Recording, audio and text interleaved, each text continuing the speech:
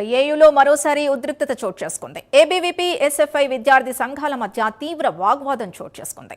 పోటాపోటీ నినాదాలతో ఒకరిపై ఒకరు దాడి చేసుకునే ప్రయత్నం చేశారు. దీంతో పోలీసులు వారిని అడ్డుకున్నారు. నిన్న ఏయూ ఫుట్బాల్ గ్రౌండ్లో ఆర్ఎస్ఎస్ నేతలు కవాతు చేశారు. యూనివర్సిటీలో మతపరమైన కార్యక్రమాలపై ఎస్ఎఫ్ఐ, ఏఏఎస్ఎఫ్ విద్యార్థి సంఘాలు అభ్యంతరం వ్యక్తం చేశారు. దీంతో ఇరువురి మధ్య ఘర్షణ తలెత్తింది. మరోవైపు ఆంధ్ర యూనివర్సిటీ బంద్కు ఎస్ఎఫ్ఐ పిలుపునిచ్చింది. దీంతో రిజిస్ట్రార్ కార్యాలయం వద్దకు ఏబీవీపీ నేతలు భారీగా చేరుకోవడంతో విద్యార్థి సంఘాల మధ్య మళ్లీ వివాదం తలెత్తింది. ఇదే అంశంపై మరింత సమాచారం మా ప్రతినిధి చంద్రశేఖర్ అందిస్తారు. ఆంధ్ర యూనివర్సిటీ ఫుట్బాల్ మైదానంలో ఏదైతే నిన్న సాయంత్రం ఆర్ఎస్ఎస్కి సంబంధించినటువంటి వ్యక్తులు చేసినటువంటి కవాతుకు సంబంధించి ఈరోజు ఎస్ఎఫ్ఐ అలాగే ఏఎస్ఎఫ్ఐ కూడా బంద్కు పిలుపునిచ్చినటువంటి నేపథ్యంలో ఆంధ్ర యూనివర్సిటీకి చేరుకోగానే ఇటు ఏబీవీపీ అలాగే ఎస్ఎఫ్ఐకి మధ్య కూడా పెద్ద ఎత్తున వాగ్వాదం అయితే చోటు చేసుకుంది. ఒకరిపై ఒకరు తోసుకున్నటువంటి ఘర్షణ కూడా జరిగింది. అయితే ఇదే అంశానికి సంబంధించి విద్యార్థి సంఘాలంతా కూడా కొద్దిసేపటి క్రితమే ఏయూకి సంబంధించినటువంటి రిజిస్టర్తో సంప్రదింపులు అయితే జరిగాయి. అయితే దానికి సంబంధించి పూర్తి వివరాలను అడిగి తెలుసుకున్నటువంటి ప్రయత్నం చేద్దామా. చెప్పండి, అసలు ఈరోజు ఆందోళన జరగడానికి గల ప్రధాన కారణం ఏంటి?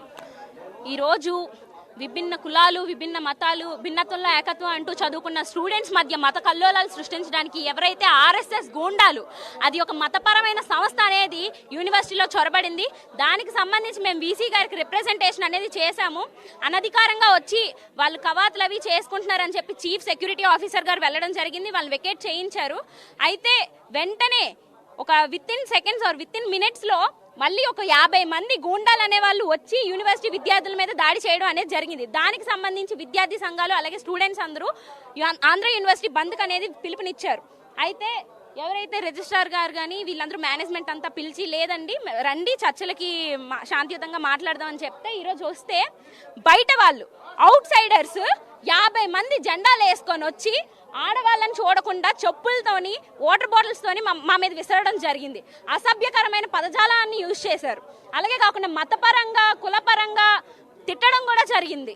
అయితే దీనికి సంబంధించి వాళ్ళందరినీ వెకేట్ చేయించి ఆర్ఎస్ఎస్ ఏదైతే ఆరోపణలు చేస్తుందో అది రాంగ్ అని ప్రూవ్ చేసేటట్టుగా విద్యార్థులందరినీ లోపలికి పిలిచి మాతో మాట్లాడడం జరిగింది. చర్చలకు వచ్చారు.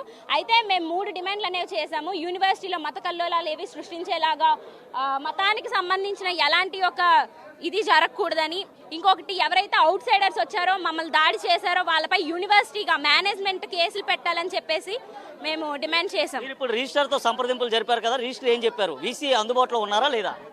వీసీ గారు ఆఫీషియల్ మీటింగ్ లో ఉన్నారని చెప్పి రెక్టార్ గారు, రిజిస్ట్రార్ గారు వచ్చి మాతో చర్చలు అనేవి చేయడం జరిగింది. అయితే దానికి సంబంధించి మేము చేసిన డిమాండ్లను కూడా వాళ్ళు చేస్తానని చెప్పారు. చెప్పమ్మా, అసలు ఈ రోజు మీరు చేస్తానన్నటువంటి బంద్ ఏదైతే ఉందో ఈ బంద్కు ముందుగానే మీరు రిజిస్టర్కి చెప్పడం జరిగిందా? మేము నిన్న ఏదైతే స్టూడెంట్స్ మీద బయట నుంచి వచ్చి దాడి చేశారో దానికి సంబంధించి ఆంధ్ర యూనివర్సిటీ బంద్ చేస్తామని చెప్పడం జరిగింది. దానికి సంబంధించి లేదు చర్చలకు వద్దామని చెప్పారు. అయితే మేము శాంతియుతంగా వచ్చిన వాళ్ళ మీదకి బయట వాళ్ళు వచ్చి దాడి చేశారు. ఇదేనా సెక్యూరిటీ అని చెప్పేసి మేము అడగడం జరిగింది. మామూలుగా మాకు ఐడెంటిటీ కార్డ్స్ లేకపోతేనే సెక్యూరిటీ లోపలికి వదలదు. అలాంటిది బయట వాళ్ళు ఒక 50 మంది ఎలా వచ్చారు, ఇక్కడ ఏ విధంగా వాళ్ళు ధర్నా చేస్తారని మేము అడుగుతున్నాం మేనేజ్మెంట్ కి. అయితే చివరగా మీ డిమాండ్ ఏంటమ్మా? మా డిమాండ్ ఏంటంటే యూనివర్సిటీలో ప్రశాంతమైన వాతావరణం ఉండాలి. ఎలాంటి యొక్క మతపరమైన కులపరమైన డిస్క్రిమినేషన్స్ అనేవి ఉండకూడదు. అలాంటి యొక్క సంస్థలు లోపలికి రాకూడదు అని చెప్పి మేము డిమాండ్ చేస్తున్నాం. బయట వాళ్ళు ఎవరైతే మా మీద వచ్చి దాడి చేశారో వాళ్ళ మీద కేసులు పెట్టాలి అని చెప్తున్నాం. గత 3 రోజులుగా కూడా ఆర్ఎస్ఎస్, ఏబీవీపీ అవుట్ సైడర్స్ ఎవరైతే ఉన్నారో వాళ్ళు యూనివర్సిటీలోకి దొంగతనంగా చొరబడి వాళ్ళ మతపరమైన కార్యక్రమాలు చేపట్టడం జరిగింది. దీన్ని ఖండిస్తూ ఎస్ఎఫ్ఐ, ఏఎస్ఎఫ్, పీడిఎస్ వివిధ విద్యార్థి సంఘాలను ఐక్యం చేసుకొని మేమందరం కూడా వీసీకి అలాగే రిజిస్ట్రార్కి యూనివర్సిటీ యాజమాన్యానికి రిప్రజెంటేషన్ ఇవ్వడం జరిగింది. ఇలాంటి మతపరమైన కార్యక్రమాలు యూనివర్సిటీలో చేపట్టకూడదని చెప్పి డిమాండ్ చేస్తూ రిప్రజెంటేషన్ ఇవ్వడం జరిగింది. అయితే వీసీ, రిజిస్టర్ మాకు తెలీదు, మాకు ఎటువంటి సమాచారం లేదు, మాకు దగ్గర వాళ్ళు పర్మిషన్ తీసుకోలేదు అని చెప్పి మాకు చెప్పడం జరిగింది. శాంతియుతంగా నిరసన చేసుకొని దీన్ని ఖండిస్తున్నామని చెప్తూ నిన్న రాత్రి ఎవరైతే ఆర్ఎస్ఎస్, ఏబీవీపీ గుండాలు ఉన్నారో వాళ్ళు కావాలని విద్యార్థులు రెచ్చగొట్టడానికి మళ్ళీ అదే బీబీసీ కోర్టులోకి వచ్చి వాళ్ళ కార్యక్రమాలు చేపట్టారు. అయితే దీన్ని ఖండిస్తూ ఆంధ్ర యూనివర్సిటీ ఎవరైతే హాస్టల్లో చదువుతున్నారో విద్యార్థులందరూ కూడా ఐక్యమయ్యి అక్కడికి వెళ్ళి వాళ్ళకి వ్యతిరేకంగా మాట్లాడడం జరిగింది.